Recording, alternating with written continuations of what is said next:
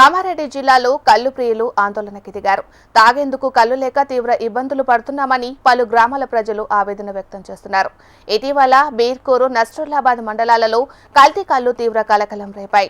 కల్తీ కల్లు తాగి గ్రామస్తులు పలువురు ఆసుపత్రి పాలయ్యారు. దీంతో చర్యలు చేపట్టిన ఎక్సైజ్ అధికారులు గ్రామాల్లో కల్తీ కల్లును కట్టడి చేశారు.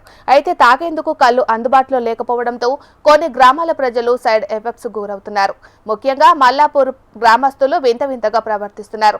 విచిత్ర చేష్టలు చేస్తుండటంతో కుటుంబ సభ్యుల్లో ఆందోళన మొదలైంది. దీంతో తక్షణమే గ్రామాల్లో కల్లు దుకాణాలు పునరుద్ధరించాలని డిమాండ్ చేస్తున్నారు.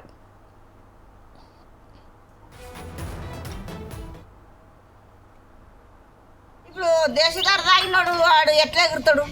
మాకైతే రోజు ఒక చిస తాగి ఇక్కడ బోధింటాం ముసళ్ళు. ఆ ముసలి వాడిపోయాడు, ఆ ముసలోడు వాడిపోయాడు. నేను నిన్న మొన్న ఇప్పుడు దేశదారు తాగినాడు వాడు ఎట్లా ఎగురుతాడు? మాకైతే రోజు ఒక చిస తాగి ఇక్కడ బోధింటాం ముసళ్ళు. ఆ ముసలి వాడిపోయాడు, ఆ ముసలోడు వాడిపోయాడు. నేను నిన్న మొన్న ఇప్పుడు దేశదారు తాగినాడు వాడు ఎట్లా ఎగురుతాడు? మాకైతే రోజు ఒక చిస తాగి ఇక్కడ బోధింటాం ముసళ్ళు. ఆ ముసలి వాడిపోయాడు, ఆ ముసలోడు వాడిపోయాడు. నేను నిన్న మొన్న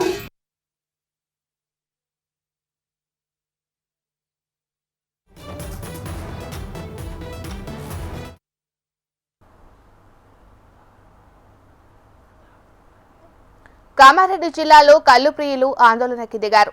తాగేందుకు కల్లు లేక తీవ్ర ఇబ్బందులు పడుతున్నామని పలు గ్రామాల ప్రజలు ఆవేదన వ్యక్తం చేస్తున్నారు. ఇటీవల బీర్కూర్, నస్రుల్లాబాద్ మండలాల్లో కల్తీ కల్లు తీవ్ర కలకలం రేపాయి. కల్తీ కల్లు తాగి గ్రామస్తులు పలువురు ఆసుపత్రి పాలయ్యారు.